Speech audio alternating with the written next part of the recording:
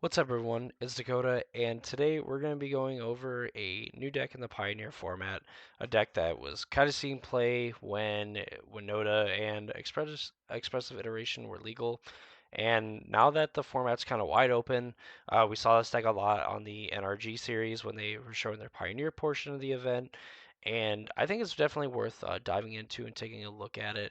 So today we're going to be looking at Rakdos Midrange for the Pioneer format. But really, before I dive into the deck, I would appreciate it if y'all are watching. If you're not subscribed yet, please consider subscribing to the channel. I post different videos for Modern and Pioneer, as well as some different like thought experiment discussion type videos as well. So without further ado, let's get into it. Rakdos Midrange for Pioneer. Looking at the creatures to start, we have Blood Tithe Harvester, which is from the Crimson Vow set.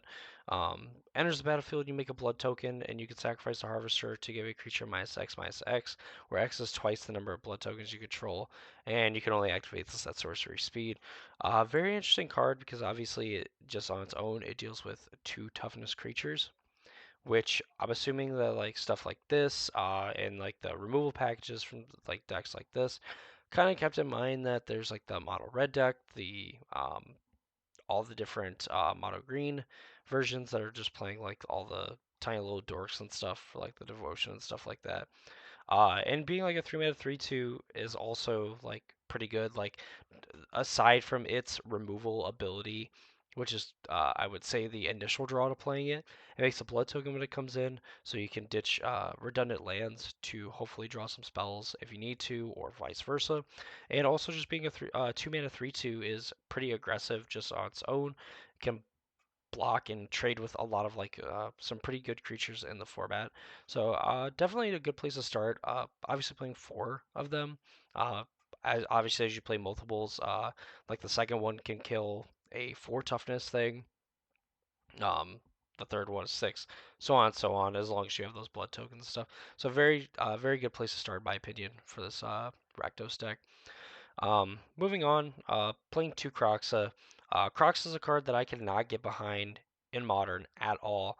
You cannot convince me otherwise. This is a Modern playable card, but in Pioneer specifically, I like this card. So when it enters or attacks, an opponent discards a card, and opponent who didn't discard an online card this way loses 3 life. This can close out a game very quickly. When you're kind of like forcing your opponent to get into top deck mode by just initially casting like your Croxa hitting their hand. This deck playing 4 main deck Thoughtseize, as you can see down here. You can really just take like some of your opponent's like best cards of dealing with Kroxa. Plus, there's not very many creatures that can deal with Kroxa in combat as well. So in conjunction with kind of putting pressure on your opponent's spells to like have removal for Kroxa, and then on top of that, like basically forcing them to have multiple pieces of removal on top of it makes Kroxa a really like valuable threat for Pioneer, and I definitely like 2 copies of it because you don't want so many copies of this card. In the early game, like losing 3 life, if your opponent really wants to keep a spell, isn't really that important. If it does hit a spell when you initially cast it, that's great. The value that you're going to get from it is obviously escaping it and hopefully getting in at least a few attacks with it, force your opponent to like play out their spells, and then you get to react accordingly. Rather than just hoping that your Croxa kind of gets across the finish line, without your opponent playing their spells. And if they do try to like sandbag their spells so they don't lose life to the Croxa trigger, that just means that they're not adding to the board, and it makes it a lot harder for them to catch up when you have a Croxa in play. If they're just drawing their card for the draw step. Rounding out the creatures, we have Bone Crusher Giant, which has always been like a kind of a staple of like some of these like mid-rangey like creature decks we saw like in the initial like conception of like Pioneer. Like all the red-based decks were playing Bone Crusher Giant, whether they were trying to go big, whether they were staying relatively low to the ground. Bone Crusher kind of just does it all. Obviously, being a shock that prevents damage from being prevented the turn that it's played, and then of course like being a 3 mana 4/3 that punishes your opponent for targeting with spells. Really, really good. Graveyard Trespasser. Ward to discard a card, so it's just kind of like, again, taxing your opponent's hand. If they're able to remove it, it's going to cost them another card. And it also messes with the graveyard when it enters the battlefield or attacks. If it's creature, you get to drain your opponent. Um, goes by daybound, nightbound. So if a player doesn't cast any spells during their own turn, then it becomes night on the next turn, which then flips it to Graveyard Glutton, which means that when it enters the battlefield or attacks, you get 2 cards from a graveyard, and for each creature you they lose a life and you gain a life, so on. And it also gets bigger, going from a 3/3 to a 4/4. Really like this card.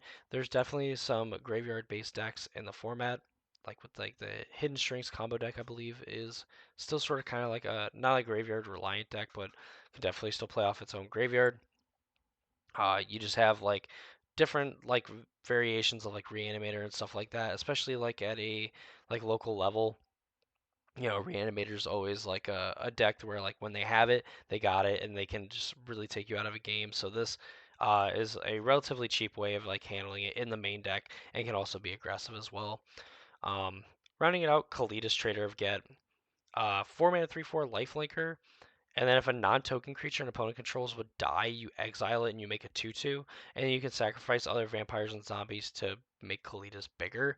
Um, Obviously, just if your opponent has a Croxa that they really can't like discard from their hand, then Kalidas, gets to eat it as soon as like it enters the battlefield, and you make a 2/2.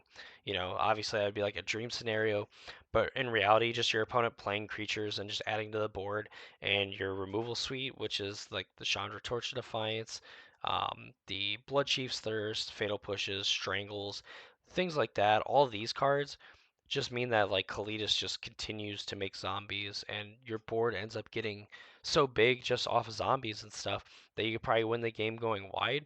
But also in the fact that if you're able to kill a few creatures, Kalidas can eventually just get bigger than most of your opponent's stuff, and swinging for 5, 7, 9 points of damage. Also lifelinking as well makes it really hard for your opponent to race when you're just gaining so much life every turn. Planeswalkers, different Chandra that sees play. We've been seeing Chandra Dress to Kill, but Chandra Torch of Defiance making a comeback in currently one of the most played decks in the format for Pioneer. Chandra Torch of Defiance needs no introduction. Card advantage with the +1, makes mana when you need it. Can kill a 4 toughness creature if it needs to when it comes in, and the emblem is just lights out. Sorin the Mithras can make it 2/3.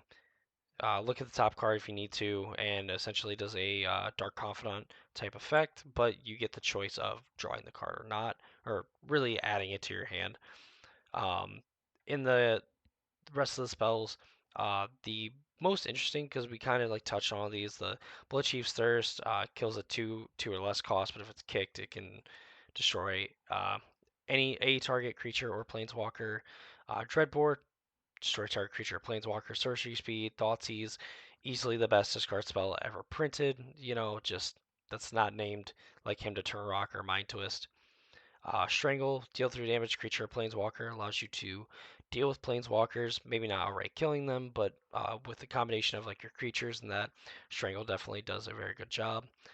For Fatal Push, you obviously have like the mono red decks. I think were probably expected to like come out in full force, just because when a format's like brand new, you kind of default to either some of the other top decks, which would have been like mono green, and then you go and play like the other like super aggressive decks. Like, what is the most aggressive deck we can play? And playing for Fatal Push, I think, is definitely safe. Fable the Meal Breaker makes a 2/2 goblin that whenever it attacks makes a treasure token. Whoop-de-doo. You can discard the 2 cards in the second chapter, draw that many cards. If you discard one, draw one, 2 for 2, so on and so forth.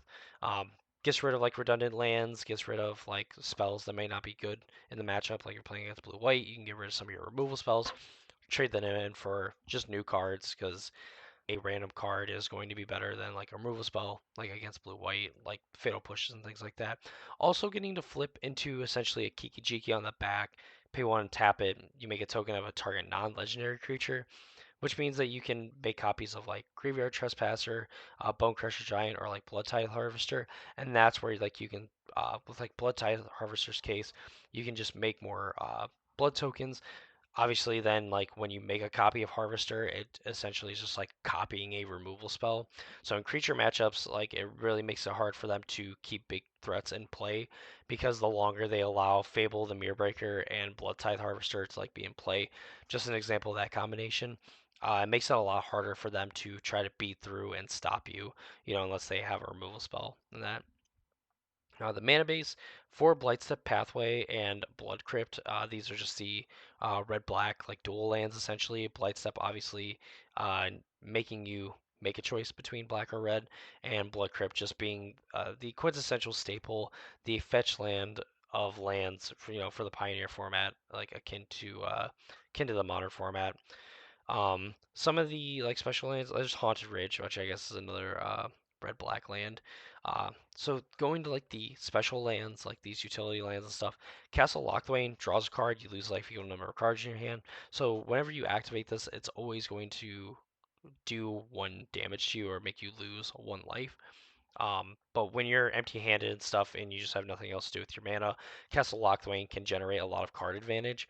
Den of the Bugbear, just a land that's like hard to interact with, when it's not activated, and of course just having the option to beat down, make tokens, and as I note every single time that Den of the Bugbear or Hive of the Eye Tyrant, which is also in this deck as a 2 of, whenever these cards are in a deck, I always highlight that if you activate the card multiple times, um, in the case of Den of the Bugbear, you get to make that many 1/1 tapped red, tapped and attacking red goblin creatures, and Hive, you get to exile that many cards. Um, Sokinzan, Crucible of Defiance makes 2/1/1s. Just another way to kind of like stay aggressive, uh, maybe stunt a little bit of offense while also kind of getting your own offense going with like Kalidases and like Croxes and things like that. Takanuma, which kind of goes like hand in hand with like Kroxa because it mills 3 cards, you return a creature or planeswalker from among them to your hand. Of course, Takanuma and Sokinzan cost less for each legendary creature you have in play, so like Kroxa and Kalidas would bring the cost of these down. But like in the case of Takanuma, Bandit Meyer, you get to just getting to mill 3 cards, and then like even if like you just leave a Crocs in there and you pick up like a Bone Crusher Giant, you're able to like fuel your own Croxa, get some utility with like some of your creatures because picking up Kalidas and like creature matchups is going to be really good. Picking up your like Graveyard Trespasser and like the more graveyard focused decks are going to end up really well for you. And even getting back like a Blood Tithe Harvester in like the worst case, just like getting essentially another redraw while also fueling like future Crocs and things like that. Pretty nice in my book. Um, the rare chance that you get like a Chandra or like a Sorin too is really good as well. Getting to pick up a Chandra in a lot of matchups where your opponent can't deal with Chandra can be lights out, and like I said, the emblem can just end the game on its own. Look at the sideboard. Chandra's defeat deals 5 damage to a creature or planeswalker. If it's a Chandra planeswalker, you draw a card. If you discard a card. I would imagine this is more for like the mono red matchups and things like that. Like there is red creatures that I'm sure I'm not even able to think of off the top of my head that like Chandra's defeat beats. Like Goldspan Dragon's one that comes to mind, even though they get to make treasures off of it, which is kind of annoying.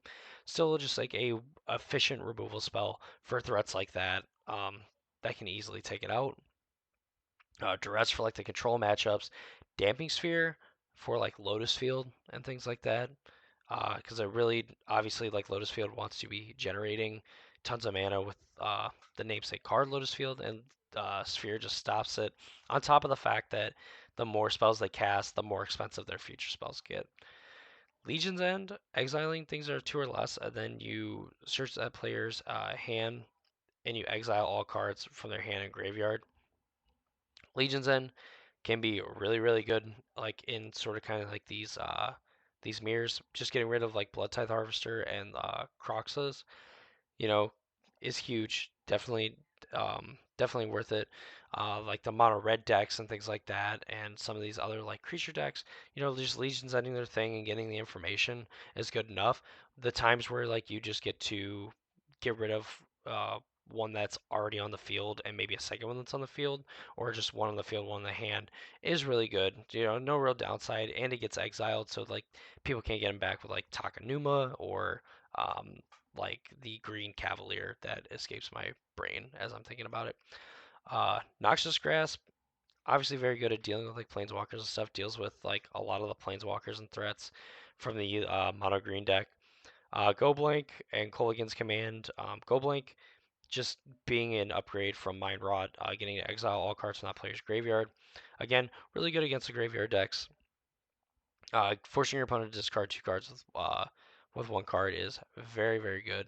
Even if they get the choice, can kind of hang them up on resources, maybe not have enough spells to be able to deal with like some of your threats. So overall, just a very good sideboard option, you know, for the exiling of the graveyard effect, and just sometimes in like those really grindy matchups, even like the control matchups, just getting them to discard cards or actively put in resources to stop themselves from discarding cards can be very good.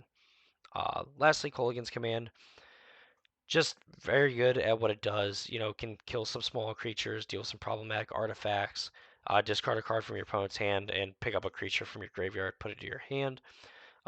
Like we were just saying with like Takenuma, just the fact that Kolaghan's Command is always on an empty board going to be 1 cheaper, obviously having an additional color restriction, but should be easy for the red-black deck to have red-black readily available for 3 mana. You can pick up one of your own creatures, force your opponent to maybe discard a card. You can do some interesting things like in their draw step, where if they only have 1 card in their hand, after their draw step, you can force them to discard it. And if it's not an instant, they just kind of get to miss out on it, stunting their growth, not able to add to the board, interact with you, etc. Just the small little things like Kolaghan's Command. Uh, Also giving the deck a little bit of reach too in the post board games. And that is it for the Rakdos midrange deck. I went kind of in depth deeper on this because it is essentially like a deck like Rakdos midrange just shows up in like in modern. It's been showing up Pioneer, things like that. A deck that's like been played in standard in some capacity, whether it was like Mardu or if it was straight red black, whatever. Um, and the fact that this deck kind of dethroned mono green, it exceeded my expectations. Because my expectation was like mono green was just going to run rampant, and I would imagine mono green is still very, very good. But the fact that Rakdos midrange kind of just has all the tools to beat some of these decks that are kind of like popular in the metagame, like the fast like mono red aggro deck, like the Boros like uh, kind of heroic decks and like mono green and things like that. I expect this deck to be very powerful and probably continue on for a while, barring any significant changes, whether cards printed in standard or more bannings, which possibly maybe could be a thing, but you know, who really knows? I expect this deck to be very good. So go ahead in the comments of this video if you made it this far. Let me know how you feel about the Rakdos midrange deck, whether you played against it, interested in playing it, etc. And also feel free to leave a like and share the video as well if you enjoyed the video. Of course, subscribe to the channel. I'm going to be posting at least a few videos on Pioneer and the modern format every single week, whether it's introducing new decks, talking about just something that came into my head, you know, stuff like that. Just try to get a discussion and overall make the players in our community better and just have a more enjoyable experience playing Magic if you're the Spike variety, and that sort of thing. But I've rambled on long enough. That's going to do it for me in this video. I hope you all enjoyed, and I hope to see you all in the next video.